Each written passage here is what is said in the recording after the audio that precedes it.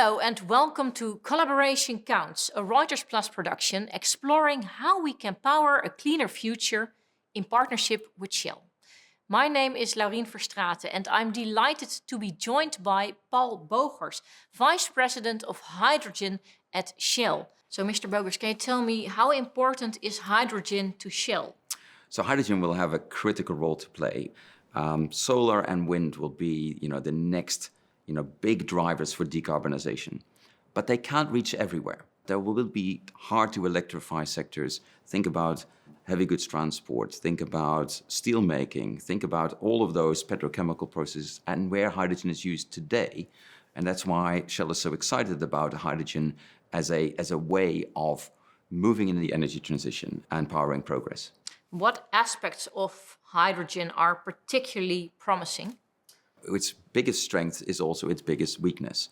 So hydrogen has a very high energy density, as we call it. That means per kilogram of hydrogen, it packs a real punch. So it has a lot of energy contained in it.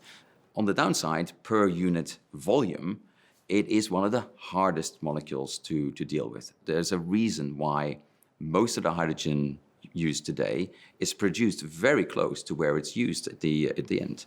Hydrogen was there all the time, like 40 years ago, but why it's so important right now? Yeah, there's really two reasons why the time for hydrogen to play its role is now. One is the sense of urgency since Paris, I think, has only increased. So there's no opportunity like now to actually provide more but cleaner energy and tackle the emissions. The other reason is that we've made tremendous progress in bringing down the cost of renewable power. It's really phenomenal to see the cost curves coming down. And actually, one of the enabling factors for cheap and affordable clean hydrogen is that cost of renewables coming down and taking advantage of that. What is your role within this whole process? Yeah, so we see our role as partly an investor, and by investing, signaling that the real wave of other investments, they should feel the confidence to go ahead and do that. And we also see our role as an orchestrator. So I spend a lot of my time talking to truck OEMs, steel makers, fertilizer manufacturers. We go around the world understanding where gigawatt scale renewable projects could play a role. How do we ship that hydrogen and potentially from these advantaged locations to where the demand is? Spend my time with regulators trying to understand what it is that they can do from a policy perspective with the right balance between carrot and stick and stimulating demand and supply. So it's a very varied role that we try to play in basically orchestrating this ecosystem to come alive. That sounds really good. I think it's really challenging but also very nice to do. I always say it's the best job in Shell because you do get to interact with that whole external environment and understanding really how a new market, how a new business model can actually evolve and be created. What will the next major step be? I think the major step will be to actually get a number of these hydrogen hubs up and running. It's about those places where supply and demand are actually both attractive. The same is true for orchestrating that demand side on the mobility side.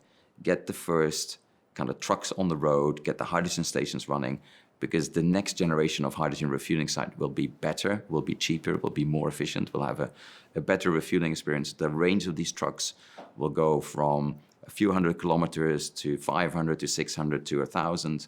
Getting the first steel makers to produce that precious kind of green steel will be really important proof points, because only then will you see kind of more money pouring into these markets, because now the business model is proven and it's a more de-risked proposition. Yeah, Shell does a lot to innovate, but you also need your partners. You need to collaborate, right? So as capable a company as Shell is, we can't do this on our own. It will require a huge level of collaboration, a tremendous amount of investment and bold investments at that, and really full value chain integration. So it's a bold challenge, but I think in Shell, we're up for it. Well, thank you, Mr. Bogers, for all your information, and I wish you all the luck for the future. Thank you very much. You can watch more interviews in our Collaboration Counts series on Reuters Plus media channels. Bye.